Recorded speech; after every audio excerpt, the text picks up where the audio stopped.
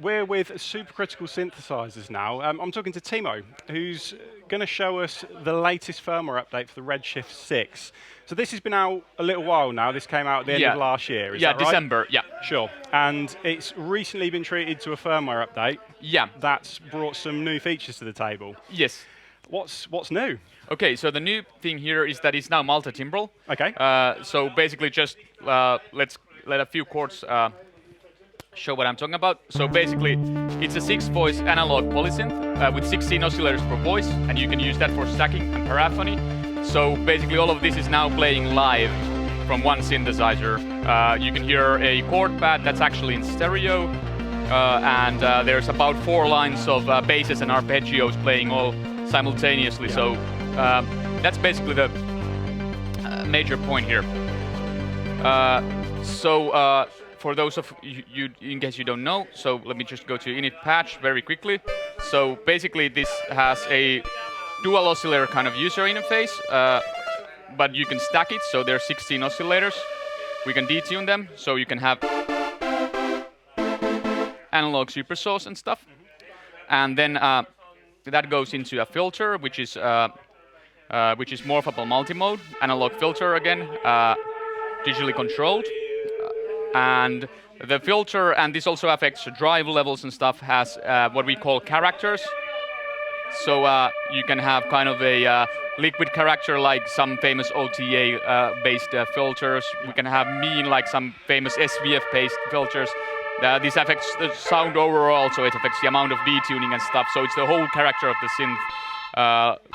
You can guess what ladder is. Yeah. Mean, sour, and so on.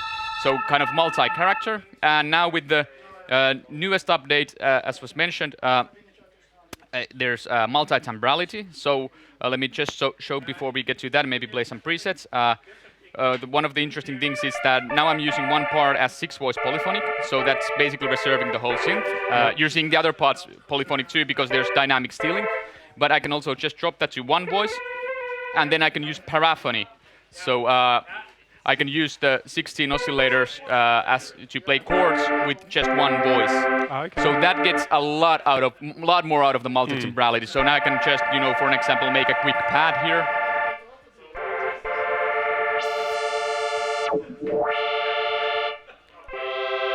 And I'm still using just one voice. Wow. There's an amplitude envelope per note in the paraphony. So it all goes through one filter, but you can somewhat articulate the individual notes, and this just still leaves 5 parts. So basically, that's the very quick run through of that. And then if we go to some, let's do a very okay. So we played that. Let's, for an example, try some presets like a JP brass split, so a bass and.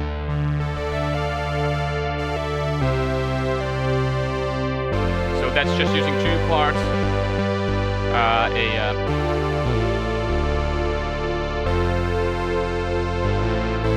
a bass and a polyphonic brass thing. What else do we have? Phase Hero, one of like one-note wonders.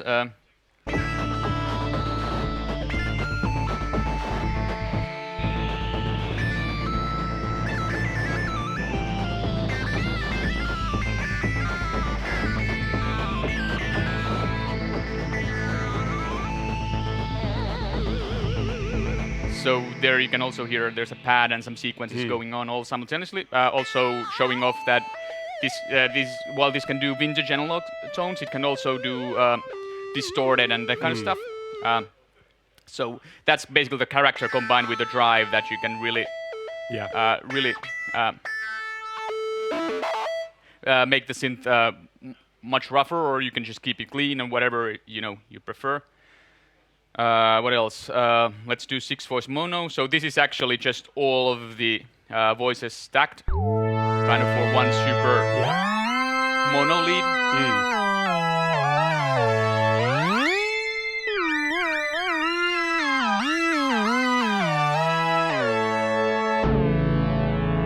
Wow. And yeah, so I mentioned analog super source.